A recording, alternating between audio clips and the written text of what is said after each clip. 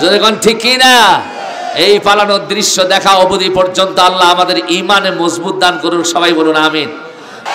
নরেন্দ্র মোদীর কোন অবৈধ সন্তানকে বাংলাদেশ সহ্য করে না।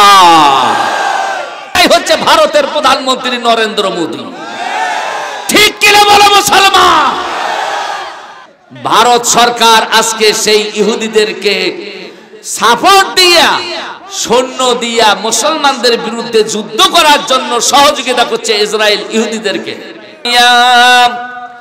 আইয়ুহাল্লাযীনা আমানু, হে বিশ্বাসীরা, হে দুনিয়ায় যারা ঈমান এনেছ, মুমিন বলে দাবি করেছ। মুসলমানের কথা কিন্তু বলা হয় নাই, কারণ মুসলমান আর মুমিন কিন্তু এক নয়। কথা বোঝেন বাবা, মুসলমান আর মুমিন কি এক না? মানুষ সহজেই মুমিন হতে পারে, বিশ্বাসী হতে পারে, কিন্তু সহজে মুসলমান হতে গেলে তাকে অনেক খড়কাঠি পোহাইতে হয়, অনেক বাধা বিপত্তি উতরাইতে হয়, তারপরেই মুসলমান হিসেবে দাঁড়ানো যায়। ঠিক কিনা কন? আরো জোরে কন ঠিক কিনা? আমার বাবাজির আল্লাহ তাআলা বললেন, নবীজি বলে দাও, দুনিয়ায় যারা ঈমানের দাবি করেছে তাদেরকে বলে দাও, ইয়া আইয়ুহাল্লাযীনা আমানু, হে বিশ্বাসীরা, হে ঈমানের দাবিদারেরা, তুবু ইলাল্লাহি তাওবাতান নাসুহা, তোমরা জীবন চলার পথে যতগুলো ভুল করেছো রে ঈমানদার, এই ভুলগুলোর থেকে তোমরা আল্লাহর দিকে ফিরে আসো, তাওবা। আল্লাহ তাআলা বললেন, তুবু ইলাল্লাহ,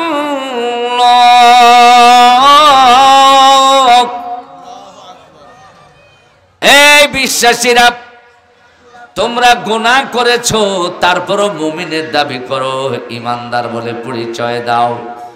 আবার গুনাহ করো, তারপরও মুমিনের পরিচয় দাও। এত বেশি গুনাহ করেছো, এই গুনাহগুলো করবার পরও তুমি যদি ঈমানের দাবি করো, এই দাবি টিকবে না। যে কারণে আমি আল্লাহ বলছি, তুবু ইলাল্লাহ, তোমরা আল্লাহ তাআলার দিকে ফিরে আসো, আল্লাহর দিকে প্রত্যাবর্তন করো।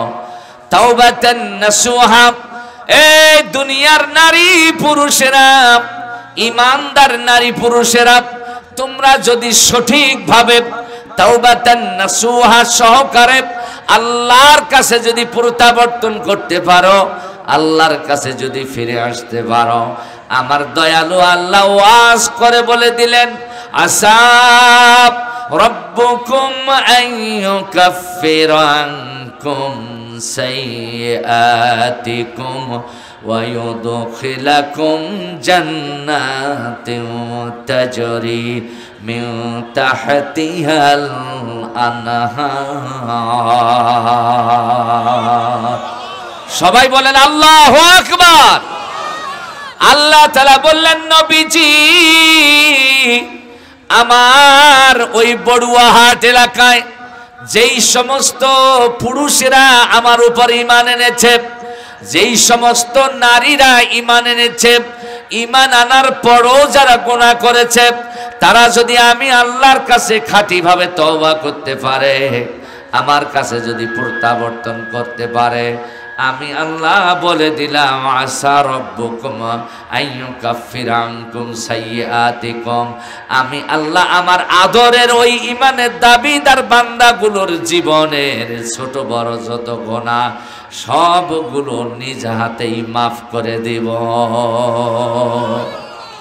আরো জোরে বলা যাবে না সুবহানাল্লাহ? আরে বাবা, এখানে তো এসেছি এই গুনাহগুলোই মাফ করার জন্য, ঠিক কিনা কন? আমাদের জীবনে গুনাহ আছে না নাই? একজন ভাই বা চাচা বাবা হাত তুলে দেখান তো যে আমার জীবনে কোনো গুনাহ নাই। আমার জীবনে কোনো গুনাহ নাই, কেউ বলতে পারবেন? যখন বলতে পারবেন, এই কথাটা শুধু নবী রাসূল ছাড়া কেউ বলতে পারতো না। কথা কোন ঠিক কিনা? কোরআনের আলোচনা যেখানেই নরম ওইখানে গরম, যেইখানে জান্নাতের কথা ওইখানে জাহান্নামের কথা, যেইখানে ভালো কথা ওইখানে খারাপ কথাও আছে। খারাপ কথা মানে গুনার কথা না, কথা বুঝলেন? শাস্তির কথা। যেখানেই শান্তির কথা ওখানেই শাস্তির কথা আছে। যেখানে আছে না নাই? তাই এরকম আলোচনা শুরু হলো শান্তির কথা দিয়া। কি সুন্দর কথা! আল্লাহ বলছেন আসা রব্বুকুম আইয়ুকাফিরা আনকুম সাইয়্যাতিকুম, তুমি তওবা করলে, ঈমান আনার পর গুনাহ করেছো, তাই তওবা করলে যখন, তখন আমি আল্লাহ চাই তোমার জীবনের গুনাহগুলো মাফ হয়ে যাক। সুবহানাল্লাহ বলেন। তবে শর্ত হলো খাঁটি তওবা করতে হবে। জোরে কোন কি তওবা? আল্লাহ তাআলা বললেন বান্দা বান্দি খাঁটি তওবা যদি করতে পারো, শুধু গুনাহই মাফ করব বিষয়টা এরকম নয়। ওয়ায়ুদখিলাকুম জান্নাতিন তাজরি মিন তাহতিহাল আনহার, এমন একটা জান্নাত তোমাকে দিয়ে দেব রে বান্দা রে বান্দি, যেই জান্নাত চোখে দেখো নাই, যেই জান্নাত কোনোদিন উপভোগ করো নাই, এমন জান্নাত তোমাকে দিয়ে দেব যেই জান্নাতের তলদেশ দিয়ে অসংখ্য অগণিত নদী প্রবাহিত হয়। আল্লাহু আকবার। এই জান্নাত পৃথিবীর মানুষের মধ্যে সর্বপ্রথম মানুষ হিসেবে আল্লাহ আদমকে দিয়েছেন। কথা কোন ঠিক না? এই পৃথিবীর সর্বপ্রথম মানুষকে, একটু জোরে বলুন না, তার সাথে আমাদের সম্পর্ক কি? কথা কয় না। পিতা আর পুত্র, উনি আমাদের আদি পিতা আর আমরা তার সন্তান। কথা কোন ঠিক কিনা? আমরা তো অনেককেই আব্বা কই, বাবা কই, আবার কাউকে দয়াল বাবা কই, আবার কাউকে খাজা বাবা কই, আবার কাউকে কেবলা কাবা কই, কই না কই না? ইসলামের বিধানে বাবার মর্যাদা কাকে কাকে দেওয়া যায় এটা যারা জানে না, তারাই শুধু ছাগল পাগলকে বাপ কয়, আর অন্য আসল বাবার মর্যাদা যাদের তাদেরকে বাবা বলে না। কথা কোন ঠিক কিনা? আমাদের আদি পিতা তিনি হচ্ছেন আদম আলাইহিমুস সালাতু ওয়াস সালাম। এই ব্যাপারে কোনো আপোষ আছে? যুবকরা জোরে বলো, আপোষ আছে? তাহলে এক নাম্বার পিতার মর্যাদা পাবে কে? আদম। সবাই বলো কে? আদম। দুই নাম্বার পিতার মর্যাদা আল্লাহ দিলেন, কোরআনকে জিজ্ঞেস করে জেনে নেই, কারণ হুজুর তো বানায়াও বলতে পারে। কথা কোন ঠিক না? আল্লাহর কোরআনকে প্রশ্ন করেন, মানব জাতি আমরা যারা আছি আমাদের পিতাকে, আদি পিতা না হয় আদম, কিন্তু মানব জাতির পিতাকে আল্লাহর কোরআন বলল মিল্লাতা আবিকুম ইব্রাহিম। আল্লাহু আকবার। মানব জাতির পিতা হলো ইব্রাহিম। আল্লাহু আকবার। তাহলে আদি পিতাকে, যুবকরা জোরে বলো ভাই, আদম আলাইহিস সালাম। জাতির পিতা, মানব জাতির পিতাকে কয়জন হলো? কয়জন? আরো জোরে বলেন কয়জন? জোর হলো না। আদি পিতা আদম, আদি পিতা আর জাতির পিতা। এইবার তিন নম্বর রূহের পিতা, মানব জাতির রূহের পিতাকে যদি প্রশ্ন করেন, সূরা কাউসারে যেতে হবে, সূরা কাউসারে শানে নজুল পড়তে হবে। আর এই শানে নজুলের মধ্যে যে লক্ষ্যে সূরা কাউসার আল্লাহ নাজিল করলেন, সেই লক্ষ্যটা হলো কাফেররা আমার নবীকে নিবংশ বলতো। কারণ নবীর ছেলে সন্তান জন্ম নেয়ার পর একটাও দুনিয়ায় থাকে নাই, সবগুলো মারা গিয়েছে, ঠিক কিনা? এই জন্য কাফেররা ঠাট্টা করে বলতো মুহাম্মদ এমন একজন নবী যার কোনো উত্তরসূরি দুনিয়ায় নাই, না ছেলে আছে না কোনো বেটায় আছে, যারা পরবর্তীতে নবুয়তের দাবি করে বসবে বা মুহাম্মাদের উত্তরসূরি হবে। আমার নবীজির এক ছেলে ছিল, নাম হলো ইব্রাহিম। জোরে কোন কি নাম? ইব্রাহিম। জান্নাতুল বাকিতে, মদিনা মুনাওয়ারায় জান্নাতুল বাকিতে যারা হজ করেছেন, আমি তাদের দৃষ্টি আকর্ষণ করে বলছি, জান্নাতুল বাকিতে যখন আপনি প্রবেশ করবেন, গেট দিয়ে প্রবেশ করেই দেখবেন রাস্তা দুই ভাগ হয়ে গেছে, একটা ডান দিকে গেছে আর একটা বাম দিকে গিয়া ওটা আবার শাখা প্রশাখা হয়ে গেছে। ওই বাম দিকের রাস্তাটা, ওই রাস্তায় উঠে ডান দিকে যে রাস্তা গেল, ওই রাস্তা গিয়া ডান পাশে দেখবেন একটা কবর, ওই কবরের মধ্যে একটা পাথর বসানো আছে, ওই পাথরটা হলো, ওই পাথরওয়ালা কবরটাই হলো আমার নবীজির কলিজার টুকরা পুত্র ইব্রাহিম। আল্লাহু আকবার বলেন। আমি সেখানে দাঁড়িয়ে এক আরাবিয়ান পুলিশকে বলছিলাম, এই কবরটা কার কবর? উনি বলছিলেন আমার নবীজির কলিজার টুকরা ছেলে ইব্রাহিম তার কবর। সুবহানাল্লাহ বলেন। আমার নবীজির কোনো ছেলে সন্তান দুনিয়ায় ছিল না, যে কারণে কাফেররা ঠাট্টা করত।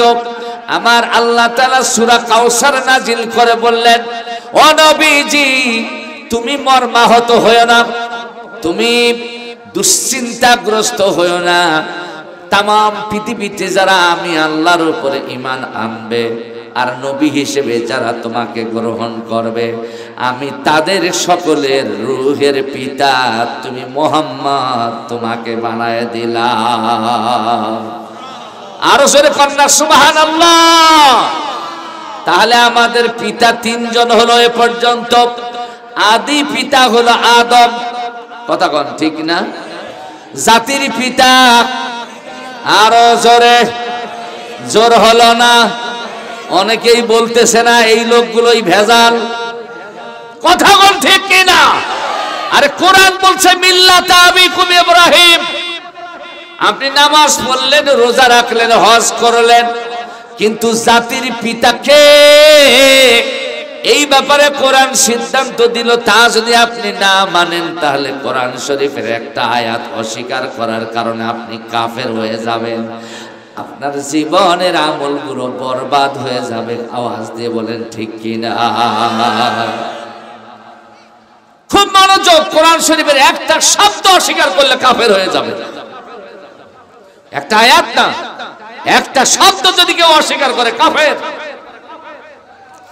আর আমার দেশে ওই উপর থেকে নামতে নামতে যে মুসলমানগুলো নিচে নেমে এসেছে, এই নিচু পর্যায়ের মুসলমানদের মধ্যে কিছু ভেজাল মুক্ত নির্ভেজাল মুসলমান আছে, আর উপর থেকে যারা নেমে নেমে নিচের দিকে আসছে অধিকাংশ গুলোই হচ্ছে কোরআনের অধিকাংশ আয়াত অস্বীকার করি কাফের মুসলমান। কথা কোন ঠিক কিনা? আমার ভাইরা, তাহলে আদি পিতা আদম, জাতির পিতা ইব্রাহিম, রূহের পিতা মুহাম্মাদুর রাসূলুল্লাহ। কয়জন হলো? কয়জন? এবার 4 নাম্বার পিতা হলো জন্মদাতা, আর 5 নাম্বার পিতা হলো শ্বশুর আব্বা। কথা কোন ঠিক কিনা? মানুষের 5 জন মানুষ পিতার মর্যাদা পাওয়ার অধিকার রাখে। এবার বলেন তো আমার সাথে মুখস্থ কইরা নেন। 1 নাম্বার আদি পিতা আদম, জাতির পিতা ইব্রাহিম, রূহের পিতা মুহাম্মাদুর রাসূলুল্লাহ, আর জন্মদাতা পিতা, আর আত্মীয়তার সম্পর্কে শ্বশুর আব্বা। এই 5 জন ছাড়া কাউকে আব্বা বলে যদি কেউ ডাকে, তাহলে ওই লোকটা আর খাঁটি মুসলমান থাকে না, খাঁটি মানুষের পরিচয়ও তার মধ্যে থাকে না। যেহেতু তার আব্বা অনেক হয়ে যায়, এই জন্য ওই লোকটা জন্মসূত্রে ভেজাল চারজ হয়ে যায়। কথা কোন ঠিক কিনা? আপনারা বলেন যার বাবার পরিচয় নেই তাকে কি বলেন? আরো জোরে কোন? তাহলে দয়াল বাবা কলা খাবা, এই গান বাদ দেওয়ার দরকার আছে না? না, আরো জোরে কোন আছে কিনা? খাজা বাবা, খাজা বাবা, এত বাবা পাইছো কই বাবা? এত বাবা কেন? কোরআন হাদিসে তো এদের উল্লেখ নাই। খাজাকে বাবা কও, দয়ালকে বাবা কও, পীর বাবা, মুর্শিদ বাবা, হ্যাঁ কথা কন, এগুলো বলা স্বভাব আছে না নাই আমাদের? কিন্তু এগুলো বাদ দিতে হবে। আমাদের পিতার মর্যাদা আমাদের কাছে পাবেন 5 জন, তার মধ্যে 1 নাম্বার আদম, 2 নাম্বার ইব্রাহিম, 3 নাম্বার মুহাম্মদুর রাসূলুল্লাহ, 4 নাম্বার জন্মদাতা, 5 নাম্বার হচ্ছে শ্বশুর। কথা কোন ঠিক না? মুখস্থ থাকবে। তাহলে পৃথিবীর প্রথম আমাদের আদি পিতা নাম কি? আল্লাহ তাআলা বললেন ওয়া কুল্লা ইয়া আদাম উসকুন আনতা ওয়া যাওজুকাল জান্নাহ ওয়া কুলা মিনহা রাগাদান হাইসু শি'তুমা ওয়া লা তাকরাবা হাযিহিশ শাজারাতা ফাতাকুনা মিনাজ জালিমিন। আল্লাহ তাআলা বললেন নবীজি ইয়া রাসূলুল্লাহ ইয়া হাবিবাল্লাহ, আমি আদমকে সৃষ্টি করার পর জান্নাতে থাকতে দিলাম একাই না, তবে প্রথম দিকে একাকী ছিল জান্নাতে। তারপরে দেখলাম পুরুষ মানুষ আদম তার মানসিক অবস্থার একটা ভারসাম্যহীন হয়ে যায়, কারণ পুরুষের শান্তিময় জীবন যাপনের জন্য সঙ্গী হলো স্ত্রী। কথা কোন ঠিক কিনা? আদমের সাথী নাই, এই জন্য তার মধ্যে ভারসাম্যহীনতা। আল্লাহ তাআলা বাম পাজর থেকে আদমের জীবন সঙ্গিনী হাওয়াকে বানায় দিলেন। এইবার আদমকে ডাক দিয়ে বললেন উসকুন আনতা ওয়া যাওজুকাল জান্নাহ, তুমি তোমার স্ত্রীকে নিয়ে জান্নাতে থাকো। ওয়া কুলা মিনহা, সেখান থেকে যা মনে চায় তাই খাও। হাইসু শি'তুমা, যেখানে যেতে মন চায় ওইখানে যাও। তাহলে আদমকে বউ নিয়ে জান্নাতে থাকতে দিলেন কে? আরো জোরে। ওই আল্লাহ আপনাকে ওয়াদা দিয়েছেন, যদি আল্লাহর উপরে ঈমান যদি খাঁটি হয় আর প্রত্যাবর্তন যদি সঠিক হয়, আল্লাহর কাছে যদি ফিরে যাওয়া সঠিক হয়, তাহলে আল্লাহ গুনাহ মাফ করবেন, জান্নাতও দিয়ে দিবেন। সুবহানাল্লাহ। আমার ভাইরা, বড়ুয়াবাসী, নীলফামারী, দিনাজপুরবাসী শোনেন, এইবার আদমকে জান্নাতে থাকতে দিলেন, বউ নিয়া খাইতে দিলেন, ঘুরতে দিলেন, বিনোদন করতে দিলেন। আল্লাহ বললেন হাইসু শি'তুমা, জান্নাতের যেখানে যেতে মন চায় ওইখানে যাও। কিন্তু আল্লাহ বলছেন ওয়ালা তাকরাবা হাযিহিশ শাজারা, হে আদম খাবা ঠিক, চলাফেরা করবা ঠিক, কিন্তু কাছেই যে গাছটা দেখা যায় এই গাছের কাছে খবরদার যাইও না। হে আদম, তুমি তোমার স্ত্রীকে নিয়ে যদি ওই গাছের কাছে যাও, কোরআন বলল ফাতাকুনা মিনাজ জালিমিন, তাহলে আদম হাওয়া তোমরা দুইজনেই জালিম হয়ে যাবে। আর জালিমের কোনো স্থান আমার আল্লাহর দরবারে নাই। কথা কোন ঠিক না? শয়তান দূর থেকে কয় আল্লাহ আমি আদমকে সিজদা দেই নাই, যে কারণে আমাকে লানত করলে, অভিশপ্ত করলে, জান্নাত থেকে বের করে দিলে, আর আদমকে বউ নিয়ে জান্নাতে থাকতে দিলে। শুধু থাকতেই দিলে না, খাইতেও দিলে, ঘুরতেও দিলে। কিন্তু আদমকে জান্নাতে আমি শান্তিতে থাকতে দেব। আপনারা বলেন এই পৃথিবীতে আদম সন্তান যারা জান্নাতের পরিবেশ নিয়ে থাকতে চায়, তাদের কেউ জান্নাত থেকে বের করবার মতো কিছু নিকৃষ্ট কাবিল মার্কা আদম সন্তান আছে না নাই? আরো যেরকম আছে কিনা? আজকে তারাই এই মাহফিলে আসে নাই। আমার মাহফিল কমিটির কলিজার টুকরারা কষ্ট করে মাহফিলের আয়োজন করেছে, ওরা ক্রোধে রাগে ফেটে গিয়ে বলছে আরে এই কোরআনের মাহফিল না হয়ে যদি একটা গানের প্যান্ডেল হতো, আর মমতা জাবাকে নিয়ে আইসা যদি বলা হতো বুকটা ফাইটা যায়, ফাইটা যায়, ফাইটা যায়, ওরা খুব খুশি হতো। এরকম শ্রোতা আছে না নাই? যখন আছে কিনা? এরা হলো কাবিল, এর উত্তরসূরি। আদমের সন্তান প্রথম ছিল কয়জন? 2 জন, ছেলে আর 2 জন মেয়ে। ছেলে 2 জনের মধ্যে বড় হলো হাবিল, আর ছোট হাবিল হলো আল্লাহওয়ালা, আর কাবিল হলো শয়তানওয়ালা। কি করে? শয়তান এইবার আল্লাহকে চ্যালেঞ্জ দিয়ে বলল, আল্লাহ আদমকে হাওয়াকে জান্নাত থেকে বের করবই, এই যে তওবার আলোচনা ধরেছি বাবা, গুরুত্ব কতখানি খুব মনোযোগ দিয়ে শোনেন। আমরা তো এখন গুনাহ করার সাথে সাথেই তওবা করতে পারি, ঠিক কিনা বাবা? গুনাহ করার সাথে সাথে আমরা তওবা করতে পারি, কিন্তু গুনাহ করার সাথে সাথে তওবা করলে যদি তওবার মতো তওবা হয় তাহলে তওবা কবুল হয়ে যাবে। কিন্তু আদম গুনাহ করার পর তওবা করতে করতে শত শত বছর কাটায় দিতেন, তারপরে তওবা কবুল হতো। কথা কোন ঠিক কিনা? কারণ তওবা কঠিন ছিল, ওই সময় তওবার দরজা বন্ধ ছিল। খুব মনোযোগ। তাফসিরে কুরতুবির মধ্যে এসেছে, ইমাম কুরতুবি বলেছেন এইবার শয়তান একটা সাপ সংগ্রহ করল, এই সাপটার পাছাটা জান্নাতের ভিতরে ঢুকায়া দিয়া মুখটা বাহিরের দিকে রাইখা ওই সাপটাকে চিপাচিপি কইরা হা করাইয়া ওই শয়তান সাপের মুখ দিয়া জান্নাতের মধ্যে প্রবেশ করলো, পিছন দিয়ে বের হইয়া গিয়া আদম আর হাওয়াকে ধোঁকা দিল। কোরআন বলছে ফাআযাল্লাহুমাশ শাইতানু আনহা ফাআখরাজাহুমা মিম্মা কানা ফি। আল্লাহু আকবার বলেন। আল্লাহ তাআলা নিজেই ওয়াজ করে বললেন, নবীজি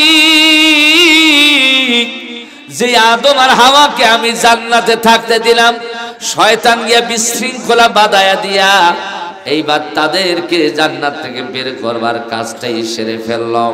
আমার আল্লাহ দেখলেন আদম হাওয়া আল্লাহর আদেশ অমান্য করে নিষিদ্ধ ঘোষিত গাছের কাছে চলে গেল।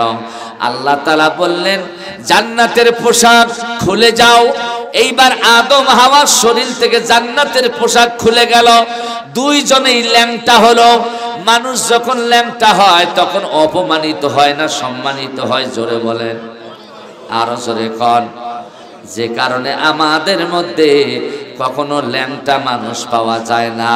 যদি পাগলও হয় সে জানে তার ইজ্জতটা ঢেকে রাখতে হবে, না হলে পাগলের ইজ্জতও থাকবে না। কথা কোন ঠিক না? কিন্তু এর থেকে কঠিন অবস্থা, মনোযোগ দিয়ে শোনেন, এর থেকে কঠিন অবস্থা হলো আপনি যদি আল্লাহর হুকুম অমান্য করেন, আমার আল্লাহ সম্মান থাকলো কি না, থাকলো কি থাকলো না, গেল কি গেল না, এটা আল্লাহ দেখেন না। আল্লাহর হুকুম অমান্য যারা করে তাদেরকে সঙ্গে সঙ্গে অসম্মানিত করেন, ল্যাংটা বানায় দেন, অপমানিত করেন। জোরে কোন ঠিক কি না? তাফসীরের মধ্যে এসেছে আদম হাওয়া দুইজনে ল্যাংটা হয়ে গেল। কি কারণে? আল্লাহর হুকুম অমান্য করার কারণে। কয়টা হুকুম অমান্য করেছিল? আরো জোরে জোরে বলেন। একটা হুকুম অমান্য করার কারণে আদমের শরীর থেকে যদি পোশাক খুলে ল্যাংটা হয়ে যায়, আদম সন্তান এখন সমবিশ্বে আমরা যারা আছি, আমরা কতগুলো আল্লাহর হুকুম অমান্য করেছি চিন্তা করে দেখেছি কি? আমরা উঠতে বসতেই তো আল্লাহর হুকুম অমান্য করি, ঠিক কিনা? আমাদের মধ্যে কেউ আছে নামাজ পড়ে, নামাজি ইমানদার দাবি করে, কিন্তু সুদের উপর টাকা দেওয়ার অভ্যাস আছে না নাই? আরো জোরে বলেন। তাদেরকে সুদখোর নামাজি বলতে হয়। কথা কোন ঠিক কিনা? নামাজি আবার সুদখোর হয় কেমনে? যদি নামাজি সুদ খায় তাহলে তো সুদখোর নামাজি বলতেই হয়। কথা কোন ঠিক কিনা? কালকে যদি জিজ্ঞেস করা হয়, বউ যদি জিজ্ঞেস করে স্বামী ওয়াজ শুনলা কেমনে, বলে ভালোই শুনছি। বলে কেমন ভালো শুনলা? বলে বক্তাটা বক্তাই না, ওয়াজই করতে পারে না। কিন্তু আসলে তো মনোযোগ ছিল না তার। কথা কোন ঠিক না? তো এক স্বামী বউকে গিয়ে ওয়াজ শুনে গিয়ে বউকে ধরে বেধড়ক পিটনি দেওয়া শুরু করছে। কয় যে তুমি আমি ওয়াজে যাব না, তুমি পাঠাইলা কেন? কেন পাঠাইলা? কেন হয়েছে কি? কি খারাপ কিছু শুনছো? বলে না, খারাপ কিছু শুনে নাই, শুধু বলবি ওয়াজ করছে পোশাক পইরা কুলুক নিতে হয়।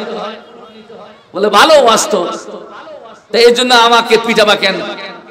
কয় যে পিটাবো না, ওয়াজ কইরা আসার পথে পোশাবের চাপ এসেছে, এবার জমিনের আইলের পাশে বৈশা পোশাক করেছি, এখন পোশাক করে কুলুক নিতে হবে। কুলুক খুঁজি পাই কোথায়? দেখি যে কিছু বুলবুরা মাটি আছে, ওইখান থেকে এক খামসা মাটি নিয়ে আমি কুলুক বানাইয়া। কিন্তু ওইখানে যে ছিল লাল পিঁপড়া তা তো আমি জানি না।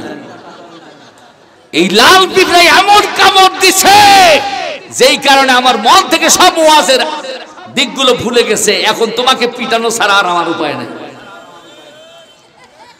এইরকম শ্রোতা হওয়া যাবে না ভাই, খুব মনোযোগ দিয়ে শুনতে হবে আমার ভাইরা। আল্লাহ তাআলা কালক্ষেপণ করলেন না, আদম হাওয়া হুকুম অমান্য করলে আল্লাহ ওহী করলেন, কুলনা হাবিতু মিনহা জামিআ, আর জান্নাতে থাকতে পারবা না, নেমে যাও। আদমকেও জান্নাত থেকে নামায় দেওয়া হলো, হাওয়াকেও নামায় দেওয়া হলো। আল্লাহ বলছেন কুলনা হাবিতু মিনহা জামিআ, সবাই জান্নাত থেকে নেমে যাও। তার মানে জান্নাতে যে সাপটা ছিল তাকেও বের করে দেওয়া হলো, শয়তানকেও বের করে দেওয়া হলো, আদম হাওয়াকে বের করে দেওয়া হলো। আদম এইবার জান্নাত থেকে বিতাড়িত হইয়া দুনিয়ায় নামতে নামতে নামতে নামতে নীলফামারী ডিসি অফিসের সামনে নেমেছে। আদম নবী নীলফামারী ডিসি অফিসের সামনে নেমেছে। কি বিশ্বাস হয় না? আসলেই বিশ্বাস হয় নাই। এই যে হ্যাঁ না কেউ কিছু বলে না, কারণ এটা জানে যে হুজুর এটা মিথ্যা কথা বলেছে। আসলে আদম এখানে নামে নাই, ঢাকায় নামে নাই, আদমকে নামায় দেওয়া হলো শ্রীলঙ্কায়। একটা পাহাড় আছে ৮৫০০ ফিট উঁচা, এই পাহাড়টার নাম হলো অ্যাডাম হিল, আদম পাহাড়। ওই পাহাড়ের উপরে আদমকে নামায় দেওয়া হলো। আদম ওই পাহাড়ের মধ্যে নামায় চোখ খুইলা দেখে এটা জান্নাত না, এটা হলো দুনিয়া। দুনিয়া শব্দটি দানা শব্দ থেকে উৎপত্তি পেয়েছে, দানা শব্দ থেকে দুনিয়া শব্দের উৎপত্তি হয়েছে। আর দানা শব্দের অর্থ হলো নিকৃষ্ট বস্তু। তার মানে এই দুনিয়া ভালো কিছু নয়, এটা হলো নিকৃষ্ট জায়গা। এটা হচ্ছে পরীক্ষার ফিল্ড, এটা পরীক্ষার ময়দান। একটু গভীরে যাচ্ছে, আস্তে আস্তে ভালো করে শোনেন। আদম ওইখানে নামা চোখের পানি ফেলাইয়া আল্লাহকে ডাক দিয়ে বলছে, আল্লাহ জান্নাতে ছিলাম, জান্নাতে থাকা অবস্থায় তোমাকে সিজদা দিতাম, তোমার নামে রুকু করতাম, সুবহানাল্লাহ কোন। দুনিয়ায় যখন নামায় দিলা আলো আফসা এই রাতের অবস্থায়, যখন তুমি দুনিয়ায় নামায় দিলা সুবহে সাদিকের সময়, তাফসীর কারক বলেছেন সুবহে সাদিকের সময় আদমকে ওই অ্যাডাম হিল পাহাড়ে নামায় দেওয়া হলো ফজরের আজানের আগে আগে। ওইখানে আদম নেমে আল্লাহকে ডাক দিয়ে বলছে, আল্লাহ তুমি জান্নাত থেকে একটা হুকুম অমান্য করার কারণে বের করে দিলে, আমাকে হয়তো ভুলে গেলে, কিন্তু আমি আদম একটা মুহূর্তের জন্য তোমাকে ভুলবো না। ওইখানে দাঁড়াইয়াই আল্লাহর গোলাম আদম এইবার 2 রাকাত নামাজ পড়লেন। আমার আল্লাহর দয়ার দরিয়ায় জোশ পয়দা হয়ে গেল। আল্লাহ আদমকে ডাক দিয়ে বলল, রে আদম, দুনিয়ায় গিয়াও যখন আমি আল্লাহকে ভুলতে পারলাম না, আমিও তোমাকে ভুলতে দেব না। কিয়ামত পর্যন্ত দুনিয়ায় যত মানুষ আসবে তোমাকে আদম আদি পিতা বলে জানবে, মানবে, অনুসরণ করবে। আদম তুমি যে 2 রাকাত নামাজ পড়েছো, এই 2 রাকাত নামাজ কিয়ামত পর্যন্ত আদম সন্তানের জন্য আমি আল্লাহ তাআলা ফজরের ফরজ নামাজ বানায় দিলাম। আরো জোরে বলেন সুবহানাল্লাহ। এইবার আদমকে যদি জান্নাত থেকে নামায় দেওয়া না হতো, আদম যদি দুনিয়ায় না আসতেন, তাহলে এই ফজরের ফরজ নামাজটাও আমাদের জন্য বাধ্যতামূলক হতো না। ঠিক কিনা বলেন? ফজরের ফরজ নামাজ আদমের সুন্নাহ, আল্লাহর হুকুম ফরজ। ঠিক কিনা বলেন? এইবার আদমের স্ত্রী হাওয়াকে নামায় দেওয়া হলো সৌদি আরবের জেদ্দায়, আদমকে নামায় দেওয়া হলো শ্রীলঙ্কায়, হাওয়াকে নামায় দেওয়া হলো সৌদি আরবের জেদ্দায়। আর যেই শয়তান আদম আর হাওয়াকে ধোঁকা দিয়া বোকা বানাইলো, এই শয়তানকে নামায় দেওয়া হলো ভারতে। জোরে কোন কোথায়? বিশ্বাস হয় না বুঝি? আমি তাফসীরের কিতাব থেকে বলছি। তাফসীরে কুরতুবী, ইমাম কুরতুবী যার লেখক, তিনি বলেছেন শয়তানকে আল্লাহ নামায়া দিল ভারতে, যে কারণে ভারতের মধ্যে শয়তানের পোলাপান বেশি না কম? এত বেশি।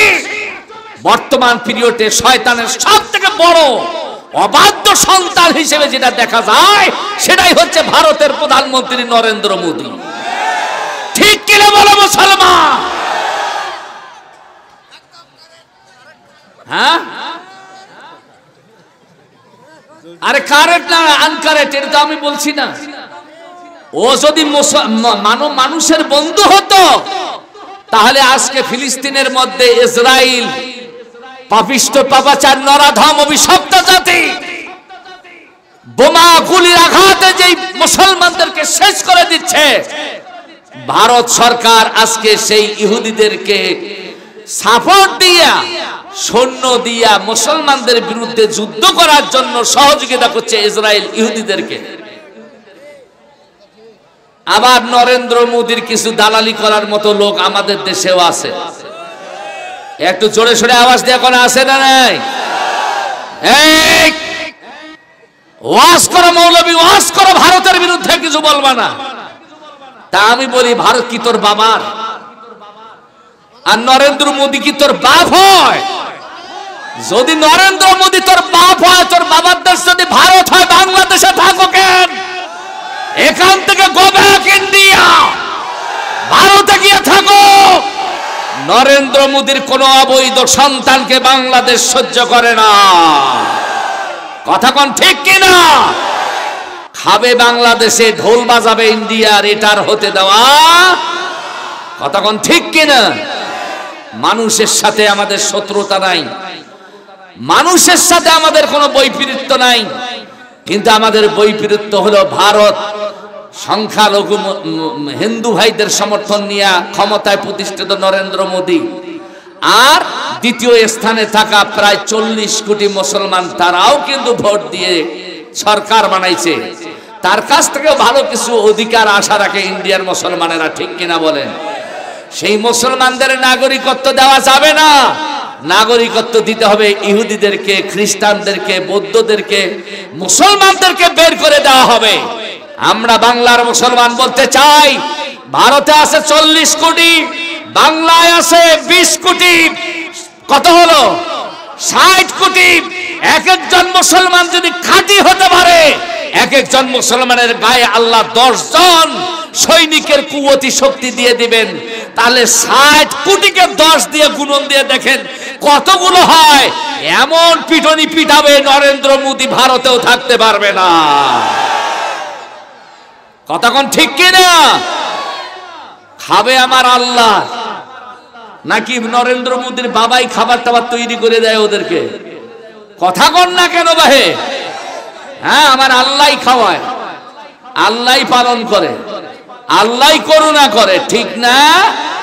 তবে আল্লাহ তাআলা যারা অবাধ্য হয় তাদেরকে ছেড়ে দেন, ছেড়ে দিয়া তামাশা দেখেন আর বলেন লিনাং সুরাকুম কাইফা তামাদুন। আমি তাকায় দেখি বান্দর, তুই কত বড় বান্দরামি করতে পারিস, কর কর কর। বান্দরের বান্দরামি যেখানে থেমে যায়, ওইখানে আমার আল্লাহ ইন্না বাদশা রাব্বিকা লাশাদীদ বলে ওঙ্কার দিয়ে তাকে ধরে। আর আল্লাহ যখন কাউকে ধরে তখন কোন দাদা বাবু তাকে রক্ষা করতে পারে না। কতক্ষণ মুসলমান ঠিক কিনা?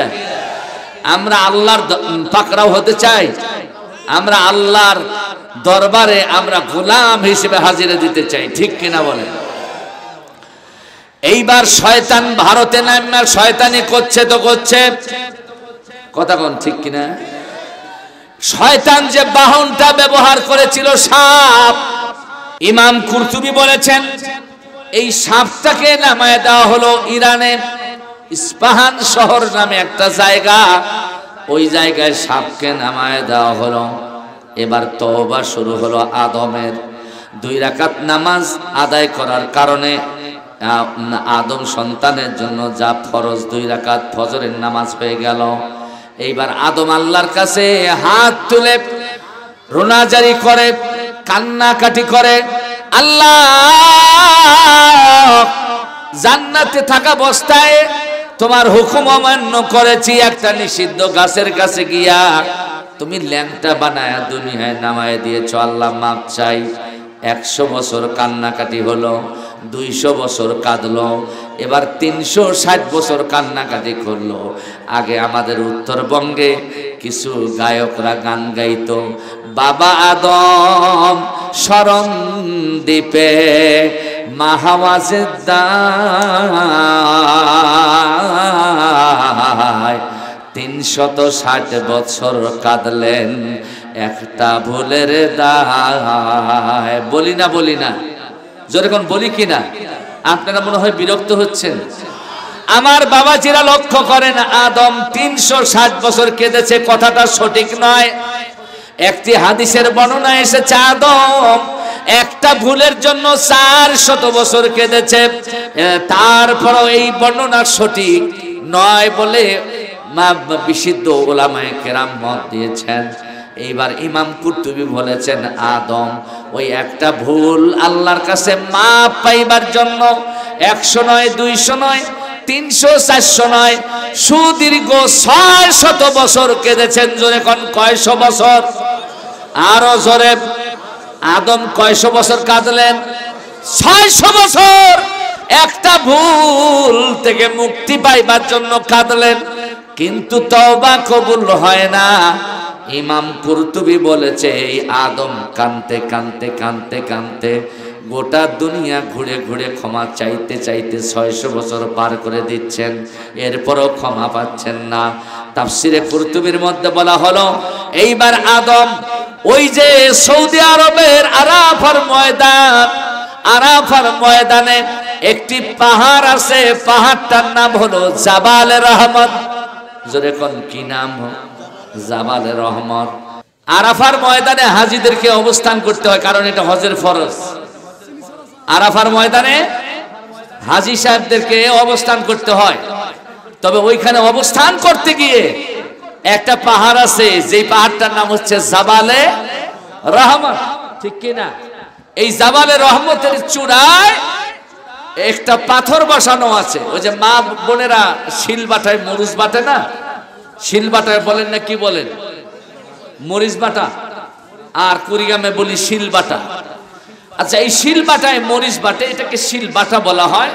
তা এইরকম একটা পাথর ওই জাবালে রহমতের চূড়ায় বসানো আছে। এই পাথরটা যে যেন তেন পাথর নয়, এই পাথর হচ্ছে বাবা আদম আলাইহিস সালাতু ওয়াস সালামের ঠেস দিয়ে বসে থাকা পাথর। চিৎকার দিয়ে কোন আল্লাহু আকবার। এটাকে দেখার জন্য হাজী সাহেবরা ওই জাবালে রহমতে গিয়ে ওঠে। সুবহানাল্লাহ, সুবহানাল্লাহ। জাবালে রহমতের চূড়ায় আদম কানতে কানতে যেদিন 600 বছর পূর্ণ হয়ে গেল, ওই দিন তার চোখে পানি নাই। ইমাম কুরতুবী বলছেন, এত বেশি কান্নাকাটি আদম করেছে, চোখের পানি ফুরায় গেছে। এইবার তার চোখ দিয়ে আর পানি আসে না, রক্ত আসে, রক্তের ফোঁটাগুলো টপ টপ করে পড়ে। আদম দুর্বল হয়ে গেল। ওইখানে দুর্বলতার কারণে ওই পাথরের উপরে তিনি একটু ঢলে পড়লেন।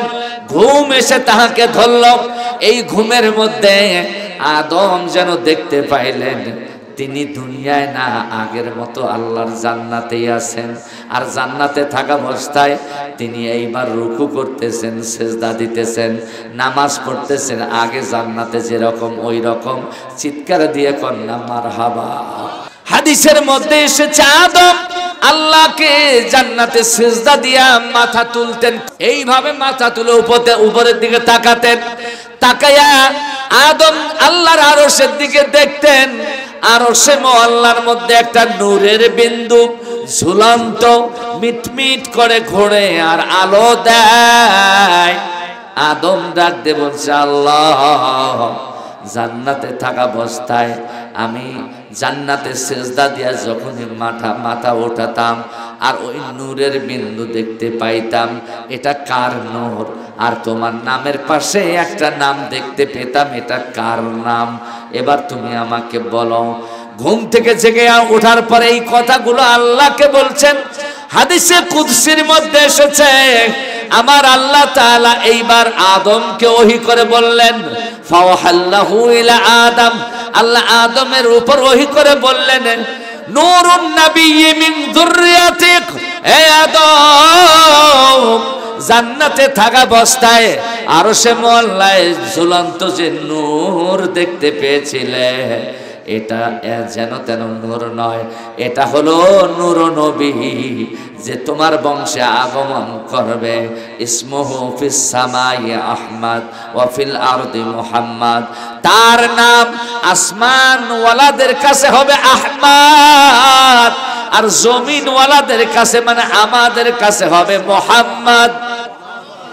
আরো জোরে কন্যা আল্লাহু আকবার। তাহলে আমাদের নবী তখনও আল্লাহর সৃষ্টি জগতে ছিল, যখন আদমকে জান্নাত থেকে বের করে দুনিয়ায় পাঠানো হয়েছিল। চিৎকার দিয়ে কোন ঠিক কিনা? জান্নাতে থাকা অবস্থায় আমার নবীকে নূরের বিন্দুতে যখন ওইখানে আদম দেখলো, চিৎকার দিয়ে ডাক দিয়ে বলছে, আল্লাহ 600 বছর কাঁদলাম, তওবা কবুল হলো না, আল্লাহ আর সহ্য হয় না, এবার তোমার কাছে মাপ চাই, তোমার কাছে তওবা কবুল করাতে চাই। ও আল্লাহ, আমার যোগ্যতা বলে, আমার মেধা দক্ষতায় যদি তোমার কাছে ক্ষমা পাওয়ার গ্রহণযোগ্যতা আমার না থাকে, আল্লাহ গো আমার বংশে যে নূর নবীকে পাঠাবা, তার নাম আসমানে আহমদ, জমিনে মোহাম্মদ, দয়া করে আহমদ আর মোহাম্মদ নূর নবীকে ওসিলা করে আমি আদমকে তুমি মাফ করে দাও। আমার বাবাজিরা, আমার নীলফামারী দিনাজপুরবাসী মুসলমান ভাই বোনেরা, মা বোনেরা, আল্লাহ তাআলা তার কাছে আদম যখন নূর নবীকে ওসিলা দাঁড় করায়া এইবার যখন ক্ষমা চাইলো, আমার আল্লাহ আদমের উপর ওহী করলেন। সুবহানাল্লাহ বলেন। আমার নবীর নাম নেওয়ার সঙ্গে সঙ্গে ওহী হলো, ফাতালাক্কা আদামু মির রাব্বিহি কালিমাতিন ফাতাবা আলাইহি ইন্নাহু হুয়াত তাওয়াবুর রহিম। আল্লাহু আকবার, আল্লাহু আকবার। আল্লাহ ওহী করে বলছেন, ফাতালাক্কা আদামু মির রাব্বিহি কালিমা, এবার আদমের উপর তার রবের পক্ষ থেকে কালিমা নাজিল করা হলো। সুবহানাল্লাহ বলবেন না? কালিমা আরবি শব্দ, এই জন্য বোঝেন নাই। কালিমা আরবি, এর বাংলা হলো বাক্য। কালিমা আরবি, এর বাংলা কি? আর ইংরেজি হলো সেন্টেন্স। এখন বুঝতেছেন? তাহলে আল্লাহ তাআলা আদমের উপর কালিমা নাজিল করলেন, বাক্য নাজিল করলেন, সেন্টেন্স নাজিল করলেন। কারণ ফাতাবা আলাইহি, আল্লাহ আদমকে এবার ক্ষমা করে দিবেন বলে চিৎকার দিয়ে বলা যাবে কি সুবহানাল্লাহ? এইবার আল্লাহ তাআলা আদমকে ডাক দিয়ে বলল, আদম তুমি যদি মাফ চাও, আমার কাছে যদি ক্ষমা পেতে চাও, আমি যে কালিমা নাজিল করি এই কালিমা দিয়া তুমি আবেদন করো, আমার কাছে অ্যাপ্লাই করো, দরখাস্ত করো। এবার আদমের আর সহ্য হয় না, 600 বছর কান্নাকাটি করার পর আল্লাহকে ডাক দিয়ে বলছে, আল্লাহ এমন কি কালিমা তুমি আমাকে দিবা, যেই কালিমা নিয়ে তোমার কাছে আবেদন করলে তুমি কবুল করবা, মঞ্জুরি দিয়ে দিবা, এবার তা আমাকে জানিয়ে দাও।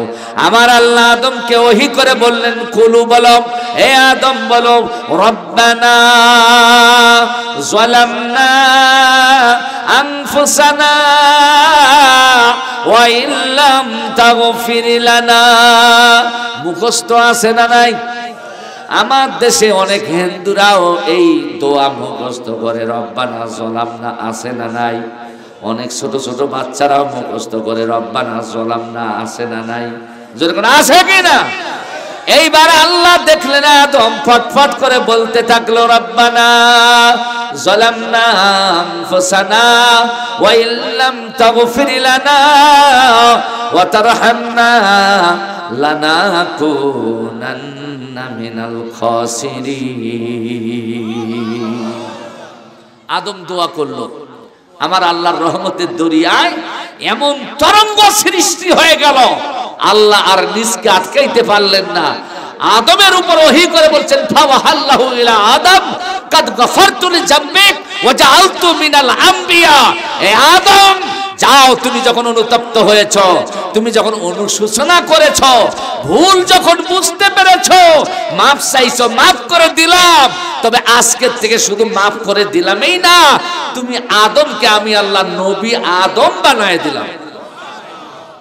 বেহেশতে আদম কিন্তু নবী ছিল না। বেহেশতে আদম কি ছিল? সাধারণ মানুষ ছিল, সাধারণ আদম ছিল। ওখানে কিন্তু তাকে নবুয়ত দেওয়া হয় নাই, কারণ বেহেশত তো বেহেশত, ওখানে তো নবী পাঠাবার দরকার হয় না। কথা কোন ঠিক কিনা? আদম যতদিন বেহেশতে ছিল নবী হিসেবে নয়, আল্লাহর সাধারণ বান্দা হিসেবে। আর যখন দুনিয়ায় আসলেন, আল্লাহ বলছেন কাদ গফারতু লিজাম্বিক, যাও তোমাকে মাফ করে দিলাম। ওয়া জাআলতু মিনাল আম্বিয়া, এ আদম, আজকের থেকে তোমাকে নবী আদম বানায় দিলাম। তাহলে নবুয়তের দায়িত্ব আল্লাহ দিয়েছেন দুনিয়ায়। জোরে কোন কোথায়? আরো জোরে বলতে হবে। নীলফামারী দিনাজপুরবাসী একটা স্পষ্ট কথা এখানে শুনে নেবেন। আজকে আদমের উত্তরসূরিরা যদি চেয়ারম্যান হতে চায়, মেম্বার হতে চায়, এমপি হতে চায়, যদি রাষ্ট্রপতি নির্বাচনে দাঁড়ায়, তাহলে আমাদের সমাজে কিছু চাটুকর রাজনীতিবিদ আছে, তারা কয় মৌলবীরা এখানে কে? মৌলবী থাকবে মসজিদে, মাদ্রাসায়, ওয়াজ মাহফিলে। ইয়া নবী সালামু আলাইকা, সে চেয়ারম্যানি করার দায়িত্ব তো তাদের না। বলার লোক আছে না নাই? আরো জোরে কোন আছে কিনা? আমি বলবো, মূর্খ, ইতর গাদ্দার কোথাকার, তুমি জানো না সর্বপ্রথম এই পৃথিবীকে নেতৃত্ব দেওয়ার দায়িত্ব আল্লাহ এই মৌলবীর উত্তরসূরিকে আল্লাহ দিয়েছেন। কথা কোন ঠিক না?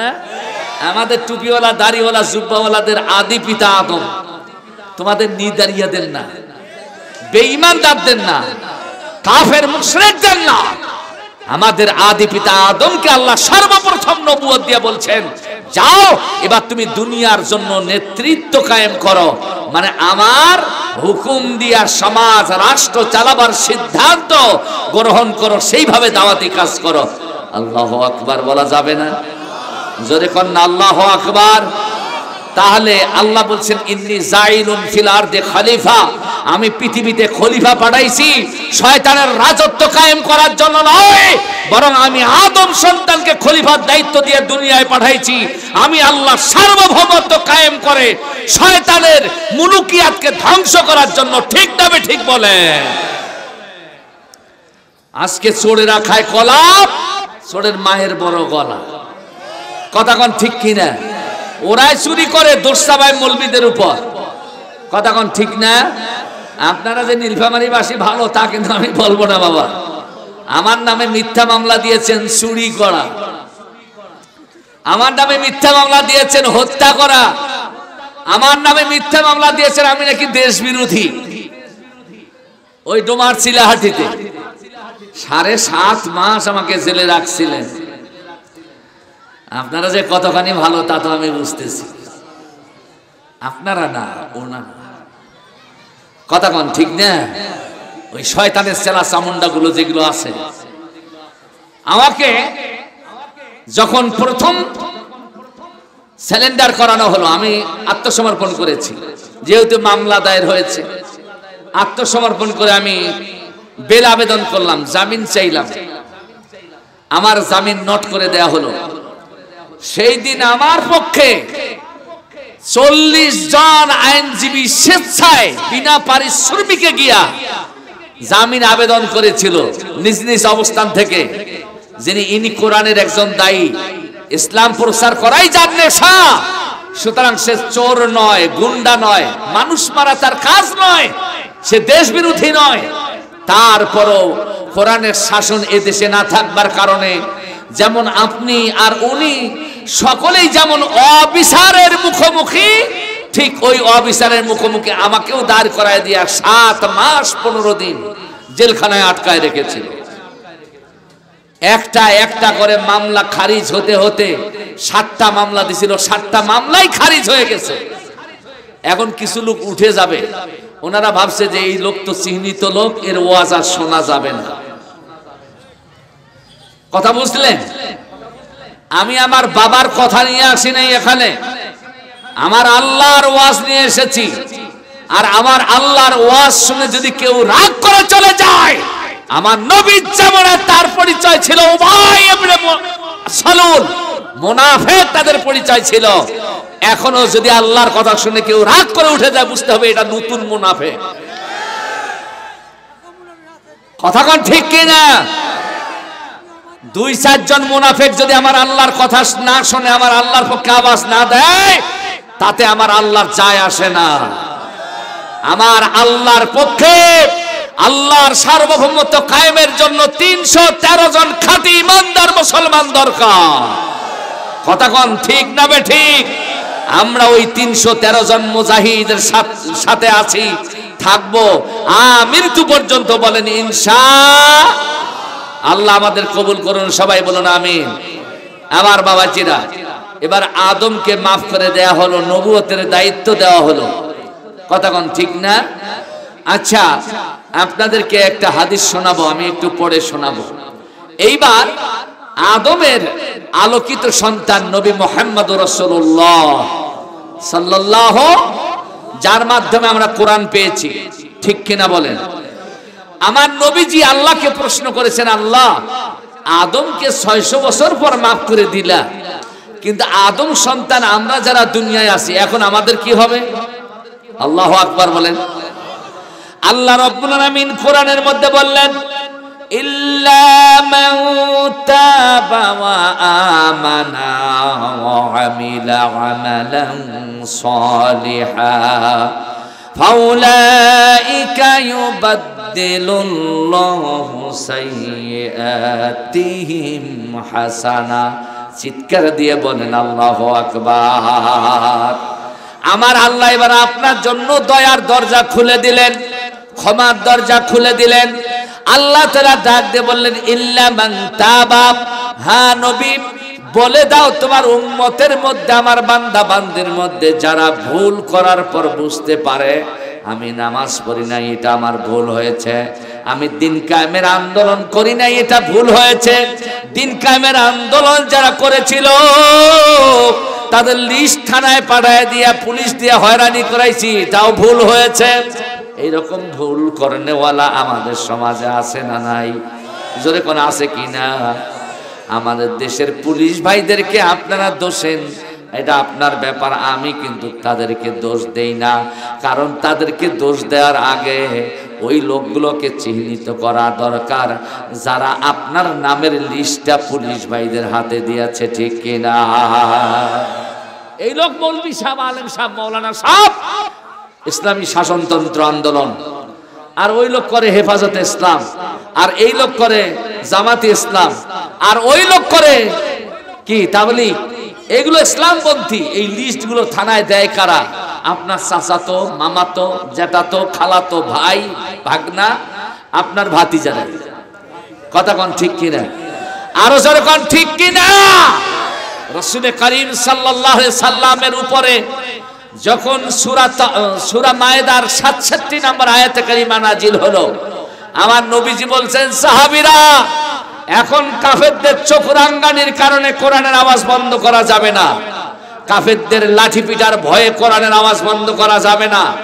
আমার আল্লাহর আদেশ হলো, যাকে যেখানে পাইবা সে মুসলমান হোক আর অমুসলমান হোক, ওইখানেই তাকে কোরআন শোনায় দিবে, এটা আল্লাহর আদেশ। সুবহানাল্লাহ। কোরআনে আছে না নাই? সূরা মায়েদা আয়াত নাম্বার 67, জান না?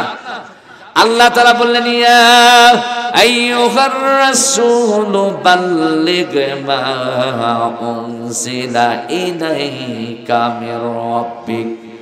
ও নবী, তোমার রবের পক্ষ থেকে তোমাকে কোরআন নামে যা দেওয়া হয়েছে তা তুমি মানুষের কাছে প্রচার করো, মানুষের কাছে পৌঁছায় দাও।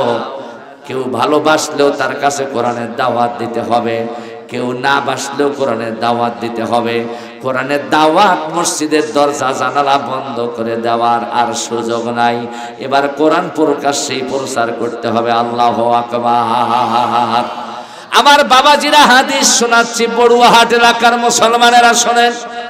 আমার নবীজি সাহাবীদেরকে ডাক দিয়ে বললেন, সাহাবীরা কে আসো তোমাদের মধ্যে আমার আল্লাহ পাকের কালাম কোরআন। এই মুহূর্তে আবু জেহেল উতবা সাহেবারা বসে আছে খানায় কাবার মাতাফের মধ্যে, খানায় কাবার পাশেই বসে আছে, ওইখানে গিয়ে কোরআন শোনাতে পারবা?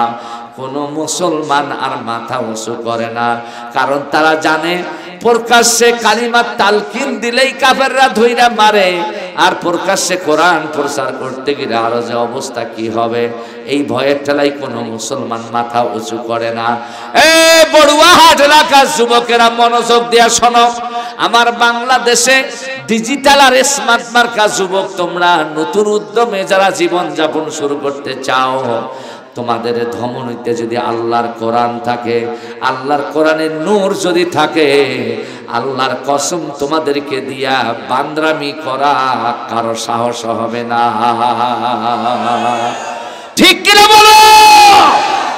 এই যুবক দেখো না, আজকে ব্র্যাক বিশ্ববিদ্যালয় কি আজকে ফতোয়া শিখাচ্ছে, পুরুষে পুরুষে বিয়ে করা জায়েজ, নারী নারী বিয়ে করা জায়েজ। সুবহানাল্লাহ। কেউ কেউ সুবহানাল্লাহ কয়ে ফেলাইছে, দেখছেন? হ্যাঁ, ঝোঁকে তালে তাল মিলাইলে হবে না। ওই যে কোনো একজন নেতা এসে কয় 10 টাকায় চাল খাওয়াবো, ঘরে ঘরে চাকরি দেব, এই আশা দিয়া ওরা আইসে ক্ষমতায়। বাংলার মানুষেরা কয় বাপরে বাপ, 10 টাকায় চাউল আবার ঘরে ঘরে চাকরি, এই সরকার বারবার দরকার। কিন্তু বারবার সরকার দরকার স্লোগান দিয়া যারা সরকার ক্ষমতায় আনলো, ক্ষমতায় গিয়ে আস্তে আস্তে একটা করে কোরআনের বিধান উঠিয়ে দেওয়ার খেলা শুরু করলো। 10 টাকার ভাত এবার 80 টাকার চাউল। কথা কথা আমি 78 টাকা 50 পয়সা কেজি দরে চাউল কিনে রাখি, বাসায় রেখে এসেছি, এক বস্তা 78 টাকা 50 পয়সা চাউলের কেজি। সুবহানাল্লাহ বলে, সুবহানাল্লাহ তো বলবেনই। তুই আর আল্লাহ দেয় তো, আল্লাহ তুইয়ের করে দেয়, এই জন্য খাইতে বেগ পাইতে হয় না। একটা খাদ্য দানা বানাইয়া কষ্ট করে খাইয়া দেখো বাবা, কি ঠেলাটা। কথা কোন ঠিক কিনা? আমার আল্লাহ এত কষ্ট করে খাওয়ায়, 80 টাকা দিয়ে হলেও তারপরও পাই। কিন্তু এমনও সময় আসতে পারে টাকা থাকবে কিন্তু ভাত জুটবে না, গোলালু খাইতে হবে। ওই মঈন আর ফখরুদ্দিনের মতো কইতে হবে এবার আলুর চপ বানায় খান, আলুর ভর্তা কইরা খান, আলু সিদ্ধ কইরা খান, খান আর গোল আলু হইয়া যান। কথা কোন ঠিক না? এরকম হওয়ার দরকার নাই, এরকম হওয়ার দরকার নাই। আল্লাহ বলছেন তোমরা 2টা কাজ করো। কয়টা কাজ? আরো জোরে যুবকরা জোরে বলো না, কয়টা কাজ? আরো জোরে। এই দিক থেকে আওয়াজ হয় না কেন? কয়টা কাজ? আল্লাহ তাআলা বললেন ওয়ালাউ আন্না আহলাল কুরা আমানু ওয়াত্তাকাউ লাফাতাহনা আলাইহিম বারাকাতিম মিনাস সামাই ওয়াল আরদ। চিৎকার দিয়ে কোন আল্লাহু আকবার। যদি বড়ুয়া এলাকার মানুষগুলো 2টা কাজ করে, 1 নাম্বার কাজ তারা যদি ঈমান আনে, জোরে কোন কি আনে? 2 নাম্বার তারা যদি আল্লাহকে ভয় করে। 2 নাম্বার কাজ কি? 1 নাম্বার হলো ঈমান আনা, 2 নাম্বার হলো আল্লাহকে ভয় করা। আল্লাহ তাআলা বললেন এই 2টা কাজ যদি বড়ুয়া এলাকার লোকেরা, নীলফামারীর লোকেরা যদি করে, আল্লাহ বলছেন লা ফাতাহনা আলাইহিম বারাকাতিম মিনাস সামাই ওয়াল আরদ। আসমানে আর জমিনে যত বরকত আছে এর দরজাগুলো আমি আল্লাহ তাদের জন্য খুলে দেব। সৌদি আরবে মক্কায় একটা সোনার খনি বের হয়েছে কয়েকদিন আগে। সুবহানাল্লাহ কন। বলেন তো সৌদি সরকারের বাপেই কি সোনার খনিটা মাটির নিচে বানায় রেখেছিল? কে বানাইছেন? আরো জোরে কন। আপনি যদি ঢাকা যান, ঢাকা যাইতে গিয়া যখন যমুনা সেতু পার হবেন, এলেঙ্গা নামে একটা জায়গা আছে, এলেঙ্গা। এই এলেঙ্গার যাওয়ার আগে, স্থান যাওয়ার আগে বাম দিকে তাকায় দেখবেন ওইখানে একটা পাইপের উপর আগুন জ্বলতেই আছে, জ্বলতেই আছে। তার মানে ওটা হচ্ছে গ্যাসের খনি। এই গ্যাসের খনিটা বঙ্গবন্ধু শেখ মুজিবুর রহমান বানায় থুয়ে গেছে। কে বানাইছে? জিয়া, ইরশাদ, জিএম কাদের, কে বানাইছে? এত আস্তে কোন জ্ঞান? আমার আল্লাহ বানাইছে। তোর গ্যাসের দরকার গ্যাস দিলাম, সোনার দরকার সোনা দিলাম, রূপার খনি, তেলের খনি, পেট্রোলের খনি, তারপরে লোহার খনি আছে না নাই? আরো যেরকম আছে না নাই? এগুলো কে দিয়েছে? কে? আমার আল্লাহ বলছে এগুলো দিয়েছি যদি তুমি দুটা কাজ করো। একটা হলো ঈমান যদি আনো, আর যদি আমি আল্লাহকে ভয় করো, তাহলে সব বরকতের দরজাগুলো আমি তোমার জন্য খুলে দেব। চিৎকার দিয়ে বলেন আল্লাহু আকবার। আমার মা বোনেরা খুব মনোযোগ, আলোচনা শেষের দিকে নিয়ে আসছি, তবে কিছুক্ষণ মা বোনদের জন্য ওয়াজ করতে হবে। কথা কোন ঠিক কিনা? আমাকে কমিটি বলেছে পুরুষের তুলনায় দ্বিগুণ মহিলা এসেছে, তাই তো? কি কমিটির হাহু পাও না রে ভাই? ওইদিকে যাই দেখে আসছো তোমরা? ওরে বাবা, দেখে আসছে। হ্যাঁ, মহিলা প্যান্ডেলে গেছেন কেন আপনি? আপনি তো পর্দার খেলাপ করেছেন। কথা কোন ঠিক কিনা? আপনি তওবা করেন, তওবা করেন। এই কেউ উঠবে না, যুবকরা বসো।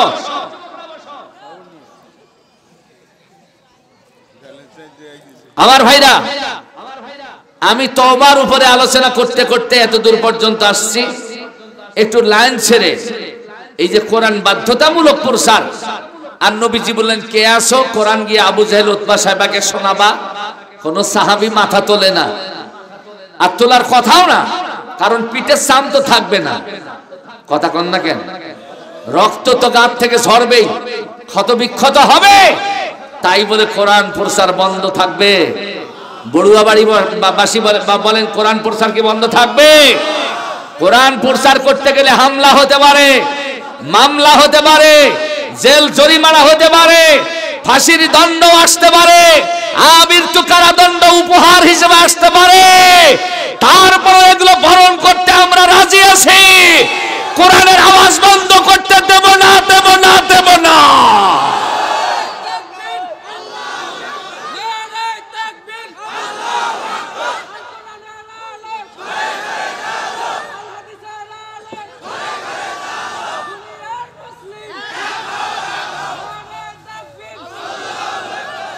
এইখানে মুনাফেক দেখবেন, মুনাফেক দেখবেন। কোরআনের পক্ষে আমরা আওয়াজ দিয়েছি, ঠিক কিনা বলেন? কোরআনের পক্ষে আমরা গর্জন করেছি। আমরা ব্যক্তি স্বার্থ হাসিলের গর্জন করি নাই, এই চাচার স্বার্থ হাসিলের স্লোগান দেই নাই, হাজী সাহেবের স্বার্থ হাসিলের স্লোগান দেই নাই। আল্লাহর কোরআনের পক্ষে স্লোগান দিয়েছি, আর স্লোগান আপনারা তুলেছেন। তবে তারপরেও অনেক মানুষ আমি দেখেছি চোখ ঘুরাইয়া ওরা মুস্কি মুস্কি দেবতা পালন করছে। কাঠটা কোরআনের ল্যাবরেটরিতে ফেলাইয়া যদি এদের পরীক্ষা করা যায়, বুঝতে হবে এরা নবীর জামানার মুনাফিক না হলেও এখন বাংলাদেশের স্মার্ট যুগের মুনাফিক। কষ্ট হচ্ছে আপনাদের? কোরআনের পক্ষে কারা কারা আছেন? দুই হাত তোলেন লিল্লাহে। যারা কোরআনের পক্ষে আছেন লিল্লাহে তাকবীর, জোরে নারায়ে তাকবীর। আল কোরআনের আলো সারা বিশ্বে জালো, কোরআন হাদিস যেখানে, কোরআন হাদিস নাই যেখানে। কষ্ট হচ্ছে? হাত নামান। কষ্ট হচ্ছে? এইবারে একজন সিংহ দাঁড়ায় গেল, নাম হলো আব্দুল্লাহ ইবনে মাসউদ। আব্দুল্লাহ ইবনে মাসউদ বলছে, ইয়া রাসূলুল্লাহ, আপনি আমাকে ওসিয়া করুন, নির্দেশ দিন।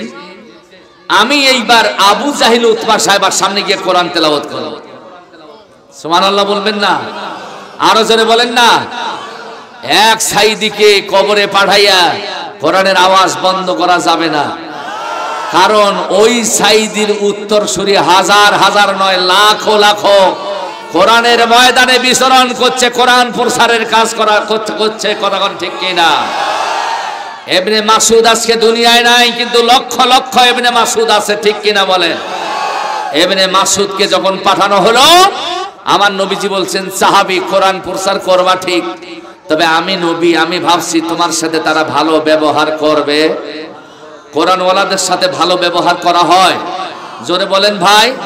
তাদেরকে ফুলের মালা দেয়া হয়, তবে ফুলের মালা এইখানে পাওয়া যায়। কথা কোন ঠিক কিনা? কোন বিরোধী দলের নেতাও যদি এখানে এসে দাঁড়ায়, কোরআনের মাহফিলের স্বভাব হলো তাকে ফুলের মালা দিয়ে সম্ভাষণ জানানো। কথা কোন ঠিক কিনা? কারণ কোরআনের মাহফিল গুলো এটা কোনো বিরোধী আর অবিরোধী জনমত যাচাই করে না। এখানে যারাই আসে তাদেরকে এই মর্যাদা দেওয়া হয় কোরআনের আলো দিয়ে। ঠিক না ঠিক বলে? হাদিস শরীফের মধ্যে এসেছে আব্দুল্লাহ ইবনে মাসউদ রাদিয়াল্লাহু তাআলা নবীজির অনুমতি নিয়ে হাঁটি হাঁটি পা পা করে বারখানায় কাবার মাতাফে যাইয়া দেখে আবু জেহেল বইসা আছে, উতবা তার পাশে, আবু সুফিয়ান পাশে। আবু জেহেলের ডান পাশে গিয়া দাঁড়াইয়া সুললিত মায়াবী কণ্ঠে তেলাওয়াত করছে আর রহমান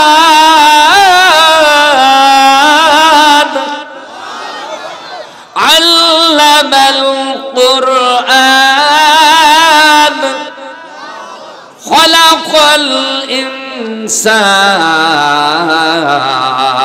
ইনসান।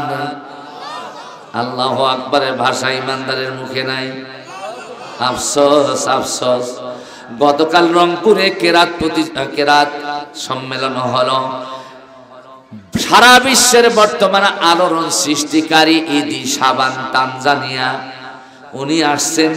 যখন কোরআন তেলাওয়াত হচ্ছে সূরা দুহা, এক নিঃশ্বাসে পড়ছে, লক্ষ মানুষ একসঙ্গে আল্লাহু আকবার বলে তাকবীর দিয়ে উঠছে। আল্লাহু আকবার। কোরআনের আওয়াজ উঠবে যেখানে তাকবীর ধ্বনি হবে। কিন্তু আমাদের সমাজে কিছু মানুষ আছে তাকবীরও দিতে দেয় না। কথা কন না কেন?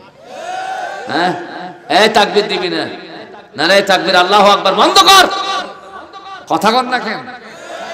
এই নারায়ে তাকবীর আল্লাহু আকবার এটা কোনো দলের তাকবীর নয়, এটা হাজী সাহেবের তাকবীর নয়, এটা চাচার তাকবীর নয়, এটা আমার তাকবীর নয়, এটা হচ্ছে আল্লাহর নামের তাকবীর। আর আল্লাহ কোরআনে বলছেন ওয়া রাব্বাকা ফাকাব্বির, ও নবী তোমার রবের নামে তাকবীর দাও। আল্লাহু আকবার বলেন।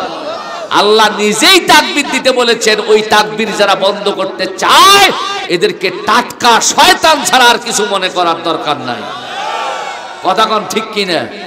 আরো জোরে কোন ঠিক কিনা? ইবনে মাসউদ গিয়ে যখন কোরআন তেলাওয়াত শুরু করেছে, এইবার আবু জেহেলের টাকায় কেনা কিছু চামচা কর্মী বাহিনী আছে না, দেখেন কিছু কিছু কনফারেন্সের নেতা যখন আসে পাশে কিছু কর্মীও আসে, আসে না? আচ্ছা, এই কর্মীগুলো নেতার পিছনে ঘুটঘুট করে ঘুরে কেন? কিছু মাল কামাইয়েছে, তাই না? হ্যাঁ, টাকা আছে যেখানে ওরাও আছে। এই লোকগুলো হচ্ছে নেতাদের জন্য জনমের শত্রু। কারণ ওরা আজকে তোমার পিছনে 100 টাকার জন্য ঘুরছে, আর এক নেতা বিরোধী দলের উনি যদি 1000 টাকা দেয়, কয় যে ওর পক্ষে আমি নাই, এই পক্ষে আছে। কথা কোন ঠিক কিনা? টাকা দিয়া কোনো মানুষের মন জয় করা যায় না। কথা কোন ঠিক না? ইবনে মাসউদ যখন তিলাওয়াত শেষ করল, আবু জেহেলের টাকা খাইয়া যারা লম্বা নিঃশ্বাস নিচ্ছিল, এই কর্মীগুলো দাঁড়াইয়া বলছে মা হাসানা হাজাল কালাম, আরে কত সুন্দর কথা, কত সুন্দর কালাম, কি চমৎকার কথা। এইবার যখন কোরআনের আওয়াজ শুনে এইভাবে চমৎকার চমৎকার সুন্দর কথা বক্তব্য দিচ্ছে, আবু সুফিয়ান আবু জেহেলকে ডাক দিয়ে বলছে, আবু জাহেল, মুসলমানের এত বড় সাহস, তাদের উপরে নাজিল করা আসমানি কিতাব কোরআন আমাদের জলসায় এসে, আমাদের সভা সেমিনারে এসে বলে, একে তুমি আদেশ দিয়ে দাও এই মুসলমানকে কোরআন তেলাওয়াত করার মজাটা জাগায় দেই। কিতাবের মধ্যে উল্লেখ করা হলো, আবু জেহেল বলল, থামো, তুমি থামো, এই সবার সভাপতি আমি, দায়িত্বটা আমাকে পালন করতে দাও। এই কথা বলে আবু জেহেল একটা তাঁবুর ভিতরে ঢুইকা একটা চামড়ার প্লেট হাতের মধ্যে লাগাইয়া আব্দুল্লাহ ইবনে মাসউদের ডান কানকে লক্ষ্য করে এত জোরে একটা থাপ্পড় দিল। থাপ্পড় দেওয়ার সঙ্গে সঙ্গে কোরআনের পাখির কানের পর্দা ফেটে যায়, টপ টপ করে রক্ত পড়তে থাকে।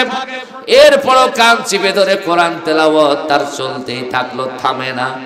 আবু জেহেল ধাক্কা দিয়ে তাকে নিচে ফেলায় দিয়া এইবার দলীয় তার কর্মী বাহিনীকে লাগাই দিয়ে বলছে একে পিটাও, যে যত বেশি পিটনি দিবা তত বেশি টাকা পাবা। আমাদের দেশের নেতাদেরও এই গুণ আছে না নাই? এত আস্তে কোন কেন জোরে বলেন? যত মৌলবী পিটাবা তত পারমিশন, যত আলেম ওলামা পিটাবা ইমামের হাত পা ভাঙ্গা দিবা ততই ইনাম। কথা কোন আছে না নাই? ভালো করে কান পেতে শুনে রাখো কোরআনের দুশমনেরা। আমার আল্লাহর নবী সাহাবী কোরআন তেলাওয়াত করে, এইবার আবু জেহেলের কর্মী বাহিনী দিয়া নির্যাতিত নিপীড়িত হইয়া জমিনের মধ্যে জ্ঞান হারায় পড়ে থাকলে কাফেররা ভাবলো লোকটা মারা গেছে। এই কথা ভেবেই তারা চলে গেল। আমার আল্লাহ ওহী করে বললেন, নবীজি আল্লাহু ইয়াসিমুকা মিনান নাস, কোরআন প্রচার করতে গেলে তাদের নিরাপত্তা আমি আল্লাহ নিশ্চিত করব। সুবহানাল্লাহ বলেন। সুতরাং মাসুদ মরে যায় নাই। জিবরাইলকে ডাক দিয়ে বললেন, যাও মাসুদকে গিয়া জ্ঞান ফেরায় দাও, তাকে সুস্থ করে তোলো। তাকে সুস্থ করে তোলার পর মাসুদ এত বেশি নির্যাতিত হয়েছে উঠে দাঁড়াইতে পারে না। এ বাবা বসেন, আল্লাহর ওয়াস্তে আমি শেষ করে দিচ্ছি আলোচনা। রাত 12টা 12:30টার মধ্যে আমি আলোচনা ক্লোজ করে দেব, এটা পার করব না। আমার বাবা জিরা ইবনে মাসুদকে সুস্থ করে দেয়া হলো, উঠে দাঁড়াইতে পারে না, দাঁড়ালেও চলতে পারে না। অনেকক্ষণ অতিবাহিত হইবার পর ইবনে মাসুদ এবার দাঁড়াইয়া খুঁড়ে খুঁড়ে হেঁটে হেঁটে এইবার নবীজির দিকে যাচ্ছেন। নবীজি দূর থেকে ইবনে মাসুদকে এই অবস্থায় দেখে মুচকি হাসি দিলেন। ইবনে মাসুদ মাইন্ড করলেন, সন্দেহ করলেন, নবীজি আপনার নির্দেশে কোরআন প্রচার করতে গেলাম, কোরআন প্রচার করতে গিয়ে মার খাইলাম, ক্ষত বিক্ষত রক্ত ঝরালাম, আর আপনি এই দৃশ্য দেখে আপনি হাসছেন, আমি কিছুই বুঝতেছি না কি কারণে হাসছেন একটু বলবেন। আমার নবী বললেন, এ মাসুদ তুমি কি মনে করেছো তুমি নির্যাতিত হইবার কারণে আমি মুস্কি হাসি দিচ্ছি? তা না, বরং তুমি আসার আগেই আমার কাছে জিবরাইল ফেরেশতারা এসেছেন। জিবরাইল ফেরেশতারা এসে আমার কানে কানে যে খবরটা দিয়ে গেল সেই খবরটা হলো আল্লাহর নবী ইবনে মাসুদ যখন আপনার কাছে আসবে তখন আপনি ইবনে মাসুদকে বলে দিবেন ওই কাফেররা যতগুলো আঘাত তার শরীরে দিয়েছে আর যত ফোঁটা রক্ত তার শরীর থেকে ঝরিয়েছে, তাকে যতগুলো ঘাত প্রতিঘাত করা হয়েছে বদরের ময়দানে আমার আল্লাহ মাসুদের হাতেই এর প্রতিশোধের ব্যবস্থা করবে। তার মানে জিবরাইল বলে গেল, মাসুদ কোরআন প্রচার করবার কারণে আজকে হামলা মামলা জেল জরিমানা। আল্লাহর কসম করে আমার নবী জানায় দিলে বললেন, আমার আল্লাহের প্রতিটি অন্যায়ের বদলা না নেওয়া পর্যন্ত দুনিয়ার কোন কোরআন বিরোধী কাফেরকে আমার আল্লাহ ছেড়ে দেবেন না। ও বাংলাদেশে কোরআনের বিরোধী শক্তিরা যারা কোরআনের আওয়াজ শুনতে চাও না, তোমাদেরও মনে রাখা দরকার এই দিন শেষ দিন নয়, আরো দিন আছে। কথা কোন ঠিক কিনা? তোমাদের এই দুর্দিন নিয়ে যাবে ওই দিনের কাছে। যতগুলো আঘাত আর যতগুলো প্রাণ হরণ করেছো সোনা, যতগুলো ক্ষত বিক্ষত শরীর আজকে বাংলার জমিনে কোরআন প্রচার করতে গিয়া এর প্রতিটার প্রতিজনের বদলা আল্লাহর কসম করে বলছি সময়ের প্রেক্ষিতে নেওয়ার দাবি রাখে। কথা কোন ঠিক কিনা? সুতরাং আল্লাহ ওয়ালা ইমানের দাবিদার ভয় পাওয়া যাবে না। আল্লাহ আমাদের সাথে জোরে কোন আছে না নাই? ওই যে 18 সালে আসছিলাম এইখানে মাহফিলে, ওই সময় একটা তাফসীর করতে গিয়ে বলেছিলাম আল্লাহ বলেছেন সূরা কসাসে, ওয়া নুরিয়া ফিরআউনা ওয়া হামানা ওয়া জুনুদাহুমা মিনহুম, চিৎকার দিয়ে বলে আল্লাহু আকবার। এইখানে আল্লাহ বলছেন ওয়া নুরিয়া, এই মুসা তোমার বাহিনীকে ঠান্ডা হতে বলো, কারণ আমি আল্লাহ অনুকম্পা আর অনুগ্রহ নিয়ে তোমাদের পাশে আছি। ওয়া নুরিয়া ফিরআউনকে দেখে নেব কত বড় জালিম সে। ওয়া হামান, আর হামান কত বড় ওবাইদুল কাদের মার্কা বুদ্ধিজীবী। কথা কোন ঠিক কি না? হ্যাঁ, এত বুদ্ধি আসে কোত্থেকে আমরা তা জানি। কথা কোন ঠিক না? এইবার হামানকে আল্লাহ বলছেন ও হামানা, হামানকেও দেখে নেব কত বড় বুদ্ধিদাতা তুই। এরপর আল্লাহ বলছেন ওয়া জুনুদাহুম মিনহুম, আর হামান আর ফেরাউনকে ক্ষমতায় বসে রাখার জন্য যারা ভোট চুরি করার শিক্ষা নীতি চালু করেছে, যেই সেনাবাহিনী, তাদেরকেও আমি আল্লাহ খেলা দেখাবো। আপনারা বলেন আল্লাহ খেলা দেখাইছিলেন না দেখান নাই? জোরে কোন। ফেরাউনের গোষ্ঠীর পতন হয়েছে না হয় নাই? মুসার বিজয় হয়েছে না হয় নাই? ও মুসার উত্তরসূরিরা ভুলে গেলে চলবে না, যে আল্লাহ এই ঘটনা ঘটাইছিলেন ওই আল্লাহ এখনো জীবিত আছে, নাকি মইরা গেছে? যদি কোন আল্লাহ জীবিত আছে না মইরা গেছে? তবে শক্তি কমে গেছে একটু। হ্যাঁ, যদি কোন আল্লাহর শক্তি কমেছে না, আল্লাহর শক্তি কমে নাই। আল্লাহর শক্তি যখন শুরু হবে প্রদর্শন করা, তখন ওই ফেরাউন, হামান আর ওদের উত্তরসূরিরা একটাও পালাইতে পারবে না। যদি কোন ঠিক কি না? এই পালানোর দৃশ্য দেখা অবধি পর্যন্ত আল্লাহ আমাদের ঈমানে মজবুত দান করুন। সবাই বলুন আমিন। আরো জোরে বলুন আমিন।